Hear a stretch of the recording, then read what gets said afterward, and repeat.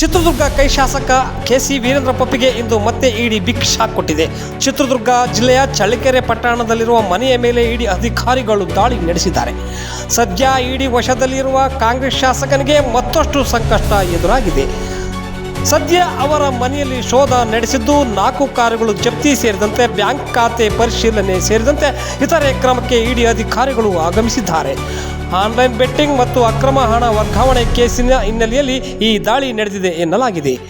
ಅಕ್ರಮ online betting ಮತ್ತು ಅಕ್ರಮ ಹಣ ವರ್ಗಾವಣೆ ಆರೋಪದಡಿ ಬಂಧನಕ್ಕೆ ಒಳಗಾಗಿರುವ ಚಿತ್ರದುರ್ಗ ಕೆಸಿ ವೀರೇಂದ್ರ ಪಪ್ಪಿ ಶ್ರೀಲಂಕಾ, ನೇಪಾಳ ಮತ್ತು ಜಾರ್ಜಿಯಾ ದೇಶಗಳಲ್ಲಿ ಕೆಲ ಶೆಲ್ ಕಂಪನಿಗಳ ಮತ್ತು ಕ್ಯಾಶಿನೋಗಳೊಂದಿಗೆ ಸಂಪರ್ಕ ಹೊಂದಿರುವ ಶಂಕೆ ವ್ಯಕ್ತವಾಗಿದೆ. ಸೈಬರ್ ವಂಚನೆ ಹಣವನ್ನು ಬಳಸಿಕೊಂಡು ಕ್ರೆಡಿಟ್ ಕಾರ್ಡ್ ಮತ್ತು ಪಾವತಿ ತೋರಿಸುವ ಮುಖಾಂತರ ವೀರೇಂದ್ರಗೆ ಸೇರಿದ ಕ್ಯಾಶಿನೋಗಳು ನಗದು ಹಣ ಕಾನೂನುಬದ್ಧ ಆದಾಯವಾಗಿ ಪರಿವರ್ತಿಸಿರುವ ಶಂಕೆಯೂ ವ್ಯಕ್ತವಾಗಿದೆ. ಇಡಿ ಶೋಧನೆ ವೇಳೆ ವೀರೇಂದ್ರ ಪಪ್ಪಿ ಸಾಗರೋತ್ತರ ವ್ಯವಹಾರ ನಡೆಸುತ್ತಿದ್ದರೂ ಸಂಬಂಧ ಕೆಲವು ದಾಖಲೆಗಳು ಪತ್ತೆಯಾಗಿವೆ ಎನ್ನಲಾಗಿದೆ. ಈಗ ಇಡಿ ಅಧಿಕಾರಿಗಳು ಈ ಶೆಲ್ ಕಂಪನಿಗಳ ಹಾಗೂ ಸಾಗರೋತ್ತರ ವ್ಯವಹಾರದ ಬಗ್ಗೆ ಕೆಸಿ ವೀರೇಂದ್ರ ಪಪ್ಪಿ ಅವರನ್ನು ವಿಚಾರಣೆಗೆ ಒಳಪಡಿಸಿದ್ದಾರೆ ಎಂದು ಮಾಹಿತಿ ತಿಳಿದು ಬಂದಿದೆ.